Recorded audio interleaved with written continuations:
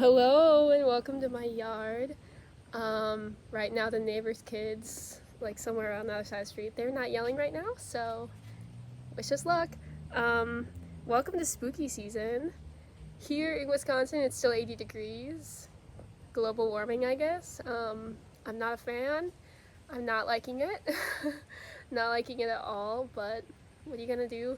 So I have a bunch of fall things to show you today, despite that, spooky things. The first thing I'm going to show you is my favorite thing I think I've made this year. I'm just going to put it on for now. This is a cowl, obviously. It is probably my favorite cowl I've ever made. Look at it, it's perfect. This is actually like two patterns combined into one. So the top and bottom of it are, last year in 2023 there was a haunted house knit along by Stephanie Lotven, Telly Bean Knits on Ravelry. That was my first ever knit along. I participated in that. I had such a great time. I don't typically wear color work that's like pictures of stuff. I know that's not going to make sense when you see this and the doodle cowl I'm about to show you, but I don't typically wear, like, you'll notice I'm not doing any words. I will not wear any type of text, like, ever. I don't typically do pictures of things, so I gave that Halloween cowl to my sister-in-law, who just is obsessed with Halloween. But I took the top of it, the first 4 sections, and I used them to start this cowl, and then I repeated my favorite section that has the baubles at the end. I did the style ribbing from there, and then I did a contrast color bind off, and I'll show it more closely later. And the middle part of this cowl, what that is the Jackalope equinox cowl.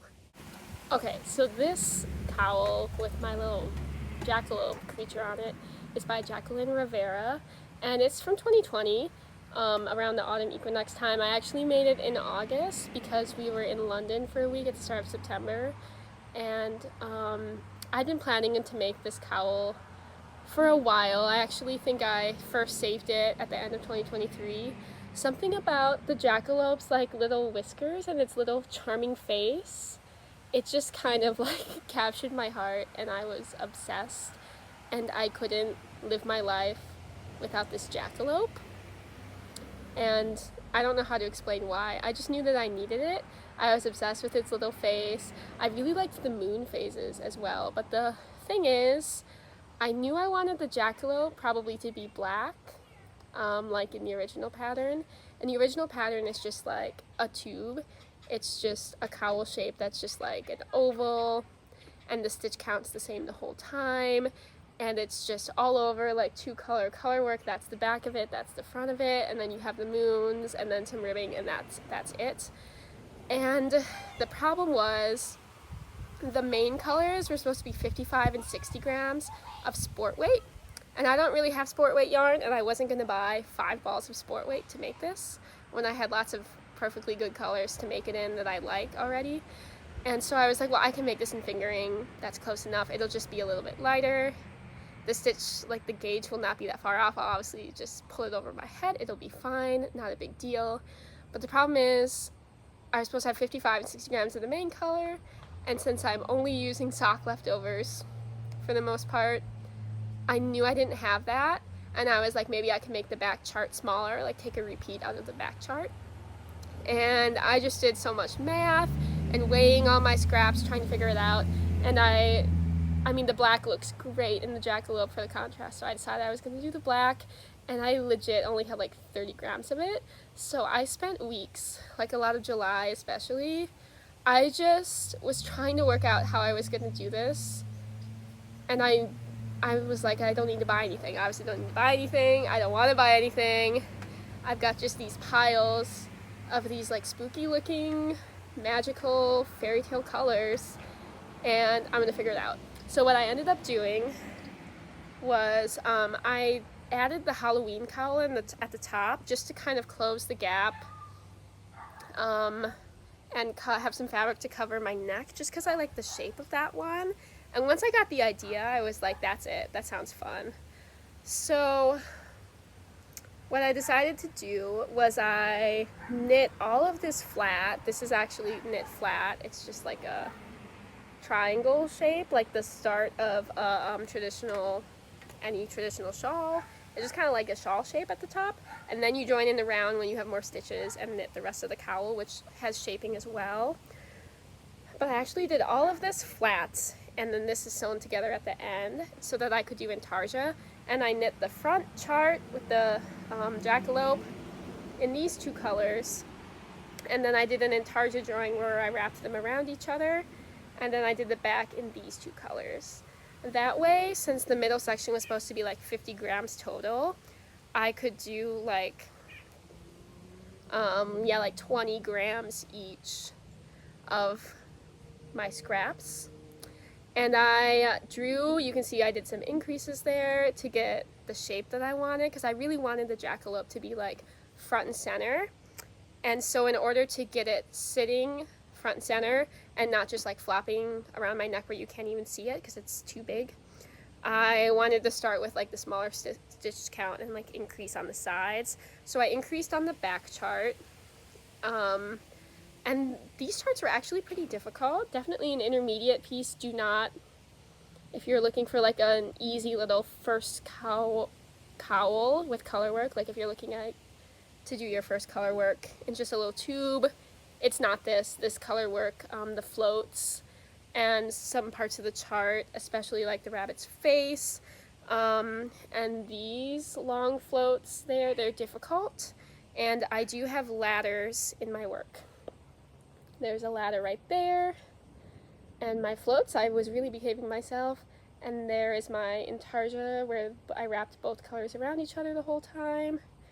And then if you look closely, you might be able to see more of there it is.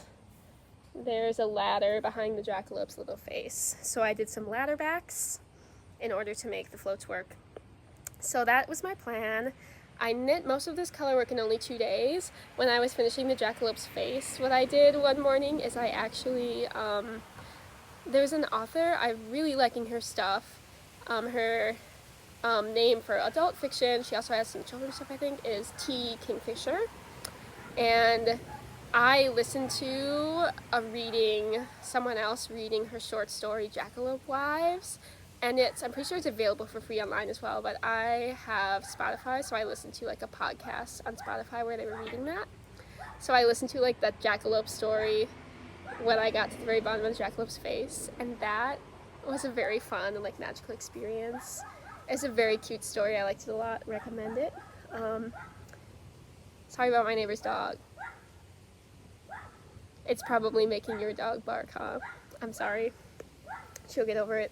And then another reason I had to do the increases was there's 3 repeats of the moon chart that has the larger stitch count, and I didn't want to cut off any of the phases of the moon, so I did the math where I increased from here all the way to the stitch count I needed for the moons. So I figured out how often I needed to increase. It was on each side every 3 rows. So some of them were on the purl side, and I kind of moved them back to the knit side and stuff, but it's fine. One thing I will say, here's a couple like mistakes I made. I should have added 2 stitches, I'd recommend. I should have added 2 stitches on the ends so that the very last stitch, when you have color work that you have to turn around and go on the purl side, that's a little weird. Especially when using a pattern that's not meant to be done that way, that's meant to be done in the round. So your last stitch is basically useless because you have to wrap this contrasting color somehow around it also to tension against, or at least that's like how I've had the best luck doing it. And then the stitch next to it gets a little weird as well. So I wish I'd added 2 stitches and like done them the same way the whole time, of just like nothing to both the sides of here, so that I would have something nice to sew into and not be sewing like right up against the pattern. So there's supposed to be like a purple line there, and I wish that I hadn't had to sew into that purple stitch, and I could have like sewn into some dummy stitches so that the side of it will look better. But when you're wearing it, you can't even tell, so it's fine. Another thing is, I was supposed to knit, whatever. I was supposed to knit the color work for the Jackalope bottom up, and because I had, this part has to go top down because of the shape of the unique stitches in it, I had to knit the entire thing top down, and so these black stitches that are supposed to be V's are upside down, but I feel like that's totally fine and you would never notice it, but it's just something I realized that I hadn't thought of until I was like halfway through the project. So I love this piece. It's very unique. I wore it the entire time I was in London. I don't pack stuff that I love and cherish into checked baggage, because if I'm checking something that's going under the plane and the airport is taking it and moving it around and giving it back to me, there's part of me that believes maybe I'll never see it again. Maybe. So I wore my camisole number 5. That was the only hand knit thing that I took along that was like a garment. I wore that on the plane with this on top of it, there and back. I actually washed and blocked. I brought like laundry detergent, double bagged in a plastic bag that split anyway, and got detergent some of my stuff. I brought that along and blocked my camisole in the hotel. I like soaked it in the sink in my detergent, and I laid it on a towel and like washed it because I was gross after the plane. And then I wore this the entire time I was there, and then I wore them back because again, I am not putting it, like I don't trust any American airline to figure that out, and I don't trust British Airways. They were great, but I just don't trust any of them. So I wore it in London the whole time. It was incredible. It has like a gorgeous fit. You can't see the rabbit that well, but as like the fall time progresses, what I can do is I can like roll the top of it into there so that it kind of like stands up. And then, I mean, you can see it. You can sort of see it. I ended up not duplicate stitching the moon. I just knit it like as a third color back and forth. And you can see I had the tension on both sides of there, but it's fine.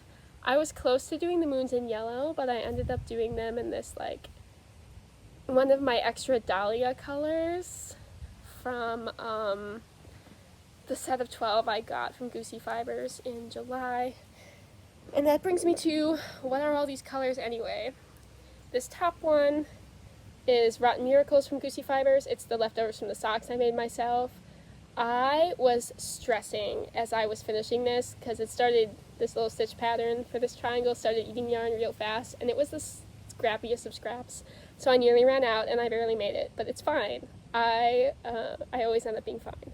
This yellow is called Goldfinger, and I don't remember the dyer offhand, but I made my sister-in-law's camisole with this, and I have leftovers still, so you'll be seeing it again and I can tell you the dyer then. This is also Goosey Fibers. It is Ancient Mariner. It's a really popular color of hers. I recommend it a lot. And then this blue is also from Goosey Fibers. It's Abyss. That's what I made my camisole number 5 out of, so I accidentally was like matching it. And my black is the color Cauldron, and it's not available anymore from the dyer, but it's Sweet Georgia yarns, I'm pretty sure. Cauldron. I could be wrong about that, but I'm pretty sure that was what it was. The purple background, I bought a ton of Goosey Fibers this year. I'm not really sorry I did it. There's like one skein I can show you later that I regret, but we'll get to that. And this purple's called Orca, so it's the only one that's not like fairy tale themed kind of a name or like a witchy kind of a name. This blue-green is called Siren Song. It's a different dyer again. I'll have to look up what dyer Siren Song is by. And then the light gray is from the Goosey Fibers like Velveteen Rabbit collection. Rabbit. So it's kind of like rabbit themed on the back. It's like a secret rabbit color on the back, which is adorable. The gray rabbit color is called Faithful Companion. And then we just have more of the same down here, the same colors as the top. So that is my first, probably my only like actual spooky knit this year. And I love it. It's perfect. It's flawless. And I'm gonna let my neighbor leave and then we'll film a little more. Alright, so last year I started an autumn doodle cowl. It was kind of like my getting back into color work project accidentally. And the first section I had on that one, I had terrible contrast. So after I finished the rest of it this year, I cut that, ripped it out, saved the scraps from it, and I filmed a lot of that, and it was not easy to actually like get the scraps out. So we'll put some of that in a montage at the end. I ended up removing my first part because the contrast was terrible. I couldn't see the acorn pattern. So I redid it later and then ripped out the original and then seamed it at the end. But the first one I made last year that I liked was this oak leaf pattern. It's so beautiful. And then we have the moons and stars. It's from the second one. These mushrooms. I was really brave for doing this 3-color and it turned out fine, I guess. But I remember it being really fussy. These mushrooms, there's not a chart for them anywhere. I just kind of was looking at different mushroom charts online and like drew this out and like borrowed it from someone else that I found on Google Images. Then we have this one. This yellow acrylic is just super cheap and shiny looking, so not my favorite. Then we've got our little coffee cups with the steam coming off of them. And I used a fuzzier yarn for the steam, which I like the effect of. Then we have a little vampire looking like gate thing. I don't really know what that is. And then the last one I did last year was the pumpkins. And at that point, it was like November already, and I was working on my father-in-law's sweater for Christmas, and I was working on a bunch of other stuff. And I was like, I'm not gonna finish this year. So I set it aside. And then I picked it back up this year, and I did these little leaves, and then I really like this section. I wanted to make it really long like it is in the sample photos, but I ran out of black yarn. I had like this much black yarn left. It was traumatic, but you know, it always works out for me. I like made it to the end of the row and I had like a couple inches. I was like, well, I guess it's gone. And then I did a little bit of a transition to the acorn, which you can see that acorn. And then I decided to do some like clouds. Now it's difficult to see because I was using a super variegated yarn for my clouds, but there's some stormy like autumn clouds.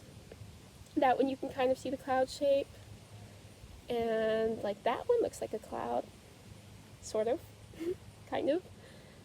So I actually only did like these like 8 inches this year, and it only took me like less than a week. So I guess if I'd had a week to spare last fall, I could have done it, but I did not. So this is the vibe. I know not everybody like wants to hide inside their knits like this. If you've been in Wisconsin in the winter, like a colder day in November, like when it's starting to get cold, sometimes it feels colder when there's no snow. So it's so beautiful. It's a good size. I'm actually glad that I removed one of the charts from last year because I was thinking about making it like a little bit longer. My spring one is too long, it like hangs down, and I don't like some of those charts either. So I'm thinking in the spring I might remove some of the sections of it that I think are ugly and like sew it back together so that it's this size. And the spring one's actually more useful than the fall one as far as warmth goes, because like in March when you're wanting to wear spring things here, it is still very much winter and freezing and snowy, so that's a little bit more useful. Right now we're having a warm September and I'm not able to use this yet, but in October I will be able to use this and I'm going to be very, very grateful to have it. I like the look of it. This is a great size. This is great size. I will say, since some of my yarns are like nice, expensive, like newer wools and like a lighter DK weight, and some of them are cheap acrylic from Joanne Fabrics in 2012. Not kidding, that's where they're from. They're a little thicker, and so I have some like irregularities with the, some irregularities with the width of it. For example, this black section is like way fatter You can see it's wider than the sections near it, which, you know, that's fine. It's okay. So I'm actually getting very excited about this. Now that I removed the starting section that was so ugly and that I like really don't like, I am actually looking forward to wearing it now. So I guess that's a good choice that I made. It didn't necessarily feel like a good choice when I started cutting. No, not gonna lie, I loved cutting. I loved cutting the yarn apart. It was hideous before, so this is my like lighter spooky knit for September, and this is my like things are getting serious November. It's windy. The rain is in my face, like that kind of a knit. While we were in London, the only thing I made, I cast them on here in my town where I live at the airport. And I cast them off the second one and grafted it on the plain back. These plain socks for my husband. The yarn is from Goosey Fibers once again. The color is called Space Dust. And it is gorgeous and enchanting. My husband does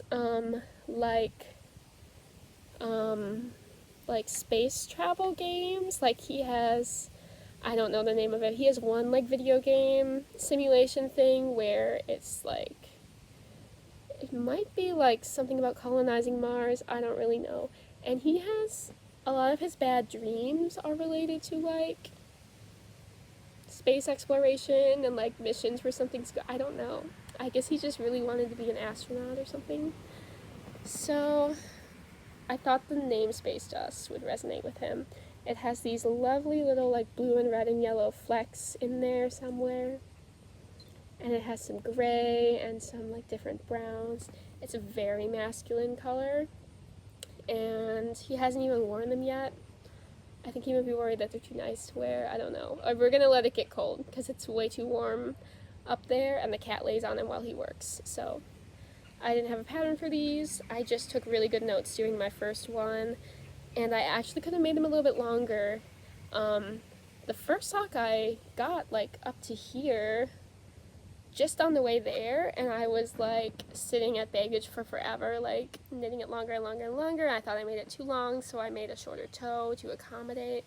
And then he put them on when we got home, and he was like, oh, I think I want it to be longer. I was like, give them back, give them back. He was like, no, I want it to be that you finished it on the trip. So they have nylon, so he's fine. But then after we got back, or on the way back, I don't have them. I made some socks for my coworker. They're like a pink color. I will insert a picture. I made them at the same time, 2 at a time, from a 50-gram ball. And this contrast color I got from a sock set in London. This little tan color was my heel. And this is my leftovers. Yeah, so I have 2 9-inch circular needles. So I just cast on the first one from the outside the ball and second one from the inside. And then I would switch what sock I was working on every couple rows. It's quite a good hack to not make it seem like, obviously your second sock isn't going to be a burden. It's not going to take forever if you make them basically at the same time. So it does make the process a little bit longer, but it feels shorter than making a whole second sock from scratch. So yeah, once I got to the very center and I was at the toe and I was like measuring and stretching and freaking out that it'd be too short, I just kept going. I made them as long as I possibly could, and then I did like a standard toe. I didn't really have to cut it too short. And these are my leftovers. What I do at that point, when the middle is just like a little floppy blob thing and you just want to finish one sock at a time, I just pull the yarn out into a big pile and I make sure my 2 socks are at like exactly the same row, so the 2 socks are the same size. I got my remaining yarn kind of unwound, and I do this all in one sitting. And then I take the 2 strands of yarn from each sock and I just like pull them together, so measuring out gently, not tensioning anything, so that they're the same length until I find the middle. And when I find the middle, I make a big slip knot into it so that I know this is where the middle is. So if you're approaching this middle too fast with one of your socks, you know you gotta reevaluate what you're doing. So I was like, all right, that's the middle, and then you just take one sock, and as you're going along and you're seeing like kind of what percentage wise of this pile of yarn you have left, you'll see if you have enough, or if you like wanna rip out a little bit and do a contrast color or not. And I ended up deciding that I could do it. And I found my coworker a couple days ago, and I was like, I've got your socks here. She put one on. I was like, make sure it works. All right, don't put it in the dryer. Enjoy, goodbye. So that was good. So that, like I said, this is from a sock set that I bought in London. I was able to go to the store, Beautiful Yarns. I didn't think about how a lot of them wouldn't be open on like Mondays or even Tuesdays. That's a big thing here in the United States. Also, a lot of small businesses are not, they have like some weekend hours, but not like a full weekend, obviously. And a lot of them take Mondays off here where I live also, so that's not that weird. But this was the only yarn store I could make it to. I had written down Loop, but they were really far away from where I was staying, and there was a couple others I was interested in, and I loved Beautiful Yarns. I have no regrets of going there at all. And I ended up getting this, which is 100% British Blueface Leicester. Actually, this isn't my 100%. This is my sock one, so this one is 25% nylon. But it's a little more rustic feeling than most of my other socks, and this color is Treba, T-R-E-B-A-H. I do not know what that is referencing, if it's referencing a place or not. And it's by the Camel's Yarn, inspired by Cornwall. So I got this sock set. I already broke into this because I think I'm just going to make full socks just with this and not use the contrast for this one. My friend who has a November birthday said she wanted like forest green socks. I think this is too light to be considered that. So I'm probably going to end up keeping them and get her like a dark green. This is really pretty though. I know she would still love this, but I think I'm going to follow like what we had talked about and keep this for myself. And then by the same brand, but in like a pumpkin spice kind of color, this is my 100% British Blueface Leicester yarn. Has like some cinnamon and some cream and some oranges in it. It was just really, really pretty. And I'm in the process of making like a ribbed hat for myself. I'm gonna make like one of the long tube hats. I forget the name of the one that's so popular that people have like 8 or 9 different ways of pronouncing it. Kind of inspired by the shape of it, where you knit just a long tube with the increases and the decreases, then you fold it in half. I'm gonna do that. I had found a pattern that was like 1x1 rib and size 3 that was free available, and I liked it, but it wasn't working with this yarn. It was too loose and with my gauge and stuff, so I took that out and I just kind of did like a similar thing to start it, and it ended up a little pointy. So I think I'm gonna change how I do the decreases to make a different shape at the top, and that will be maybe the outside of it, and this will be the inside that's like folded up.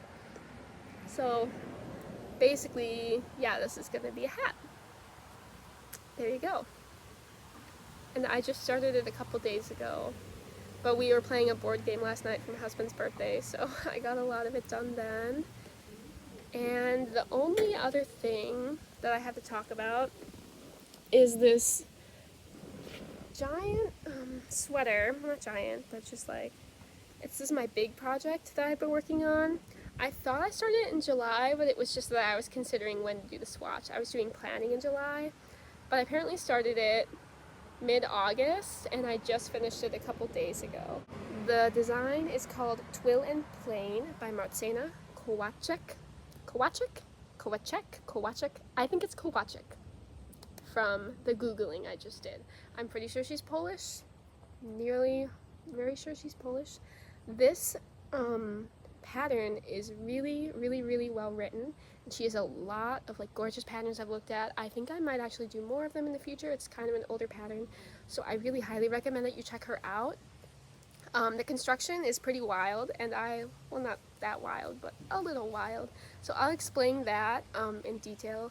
but the pattern itself was so easy to follow. It's like everything was in 2 columns, and like the different sections were labeled with a nice font at the heading, and you would have no idea how weird it was, the stuff that you were doing in the pattern, because the editing and the presentation on the page was just like so calm and very clear, and it didn't suffer from the like over explaining that a lot of patterns I've seen do. It just has just the amount of information that you need is written in like a concise way, and the stitch patterns are shown, and all the measurements were really good. The gauge and all the measuring, it was both in like centimeters and inches, and everything about it, the schematics, there's pictures at the end showing you exactly how to sew, excuse me, pictures at the end show you exactly how to sew the, like wasps back here, no big deal, how to sew like the collar down and stuff. I didn't end up doing any double hems like I was supposed to the whole time, because you know me, I ran out of yarn.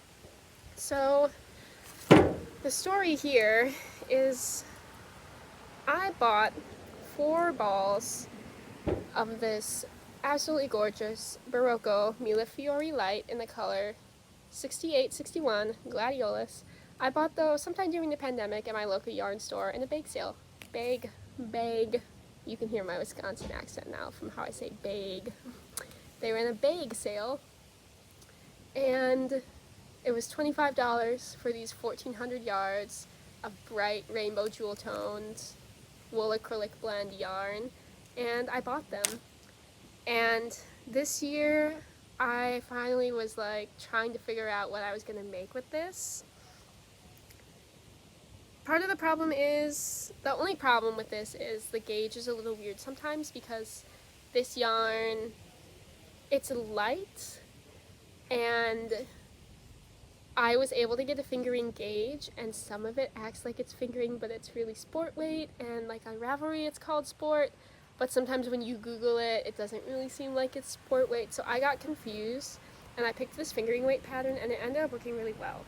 But the reason it ate so much yarn, because normally a small sweater in fingering weight for me would be maybe like 1,200 yards, there's a ton of slip stitches on this pattern. So how you do this is you take a gauge swatch, which I did, and I had no issues with. It was perfect. So I don't know what went wrong. And then you cast on the side of this rectangle, and you knit this rectangle sideways. I showed that in my last video, and then you block it. So immediately when I cast on, I could tell it was way too wide, and so I tried to knit a little bit, and then it was not right. And so I ripped it out to the cast on edge and went all the way back down to like the size US 3 needle, and I ended up using this one, and spoiler alert, the blue in this yarn bleeds all over the place. So my needles are all stained like a bluish green now. Great, that's great. I'm fine with that, but the yarn is discontinued, so I'm allowed to complain about its defects as much as I want, and it's fine. Barocco obviously decided not to make it anymore for a reason, and so you just knit all the way down. The front panel of this, so just the rectangle that's like not even the entire front, just the middle of the front, that was an entire ball of my yarn, an entire 25% of my yarn, and it takes 32 rows to make 1 inch. So you can work your butt off for hours doing 32 rows, and it will be that long. And that is what happened to me. That is what I did, and it was miserable. Like the entire first 60% or more of this project, I had like no fun. There was no joy in it at all for me. So I did that, and then I picked up the top like it said, and I knit this linen stitch pattern, which this yarn is gorgeous in the linen stitch. Like, I don't know if I've seen anything prettier in my entire life. Did I have fun doing it? No. Was it worth it? Maybe. It might be worth it. I haven't gotten to wear it yet, so I'm not sure. And then you have just some plain like garter rows at the top, and then you do some stockinette. And of course, since you're working the back of it flat, there was a ton of purling, and that was miserable. Some of the yarn this yarn's a little difficult to work with. It's one of those where it's not like spun really tight, so there's some sections that get to be like they legitimately look like just like floof like that. And so it catches pretty easily, and it is nearly impossible to rip out this yarn. I was panicking about running out of yarn. We'll get there. I spent like the middle of the project worrying about the sleeves, if I was going to be able to finish the sleeves, and as you can see I did, so it's fine. But I ripped out a lot of my swatch, and I used that yarn for like just the top of one of the sleeves, and that was terrible. I had to cut it in a bunch of spots and throw it away, because like once you've knit with something and like gotten it wet, like it really, no amount of yanking. Like if I was to just like pull the yarn to try and get the stitch out and there's no knot there, like there's nothing tying it together, it should just come out, but it doesn't. It will just like rip, and you'll like form a knot trying to unwind it. So anytime I had to frog, which was a couple times in this section, I would just, especially when you're doing your like slip stitches on the back side when you're purling on the way back and you can't see if the slip stitches are lining up and you're like talking to someone at the same time, I had some rows I had to frog. It wasn't that bad. Like, it's not a hard pattern. It's not hard. Like, if you're wanting to do something creative and invest 2 months of your life doing like a fun sweater construction in fingering weight, and especially if you have something tonal, I think would be better for this. If you have like a tonal yarn that's not like stripy and wild and irregular in the thickness, I think that's really where the pattern shines, and you can check some project pages for it. You'll be fine. Like, it's not difficult, but it did test my patience a little bit.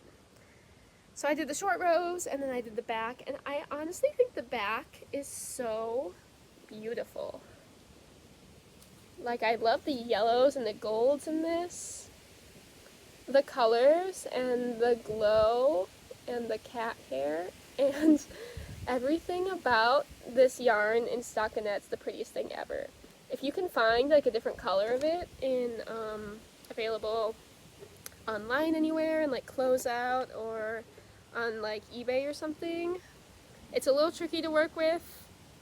If you're wanting to knit in stockinette and it's a little itchy, like my eczema was dying during this.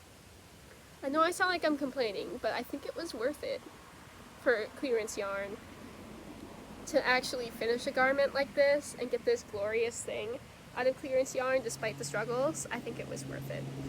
So I made it most of the way down the back. I think that's when I did the collar. At some point I picked up and did the collar right away because I was panicking about running out of yarn. I was like, there's no way I can double fold this collar. And I was right. I don't have yarn for that. And then I picked up the sleeves, and I did the sleeves, my version of 2 at a time, where I had like a leftover ball on one side, and then my remaining final ball I picked up this side, and then I just alternated. I actually decided to knit the sleeves like entirely with my wooden set of double points. So I would knit like a section up to the decrease with the wood, and then like switch back to knitting the other one.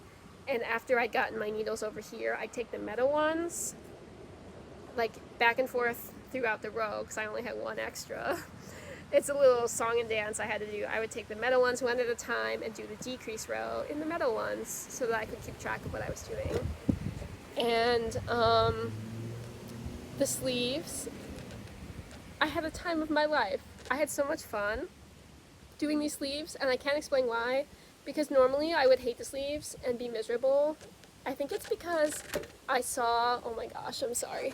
I think it's because I saw the potential in the project, and I saw that like the collar was done, the front and back was done. I tried it on, and I saw that it was working, and I think that's maybe why I enjoyed the sleeves so much.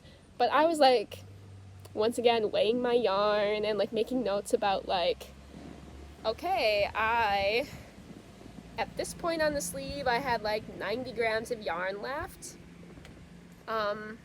It was at like this point on the back when I was breaking into my third ball and I was nowhere near the sleeves. I had no collar, no sleeves at all, and I was supposed to like knit a ton of hem down at the bottom and fold all of the hems over. It was at that point that I was panicking. And so I was weighing my yarn doing the sleeves, and it ended up being fine. You know me. It ended up being fine. So I wish the colors on the sleeves were like slightly more mismatched than they actually are. Whoa, my goodness. But they are a little bit mismatched. I'll have to film this in different lighting indoors so you can see it. But it's a good fit. I ended up being able to pick up the hem, and I went up a whole needle size for the hem so it would be loose. And I was gonna do a nice like loose bind off, and I didn't have enough yarn for that at all. So I just did the standard bind off, but I tried to be like very relaxed about it. And it's a good fit. I think it's really beautiful, and I'm excited to try wearing it and seeing like how I can work it into my wardrobe, because this is a statement. Like bright jewel tone stripes going different directions all over your body. It's really a statement, but it was a good pattern. The yarn's not perfect, but it was on clearance for a reason, I guess, and I really feel like I used a lot of skills in this. Like I had to sew the sides, I worked hard, I measured, I weighed things, I did some math, I did some thinking, I looked at probably more than 100, I looked at dozens of patterns, trying to figure out what to do with this yarn, and I'm happy with the result, and I'm proud of myself, and please be proud of me too. And I'm going to keep these in case I ever like snag something, or like something it catches, or I get a hole or something. I need to have like some different colors available to sew it with, so I'm just going to keep this. And I still have to like get the sleeves wet. The whole top of it, like the vest kind of part of it, I think even the collar, was already blocked so that I could try it on and like make sure it wasn't going to grow a lot. And this yarn really hasn't been growing during the blocking process, to be honest, but yeah. I don't think the slip stitches, like it just gets a little sloppy with like the fuzz on top of it sometimes. I think over time, as some of the yarn pills and I can get rid of the pills, it actually might improve the sweater. But we've got, it's like a very casual look, I feel. I don't know. There was some suffering involved in this. But when you like look at your arm and you see like this like beautiful little rainbow thing with like yellow and pink and stuff on it, it is worth it. It is worth it. And it feels alright. Like, I'm wearing it in 80 degrees and it's not too hot. I think it's going to be a really good transitional piece. I think it'll work well like throughout winter and in spring also. So this has been welcome to spooky season, and sorry for the traffic and voices on my street. I hope that you have a good day, and me and my little pumpkin spice hat, we'll see you next time. Goodbye!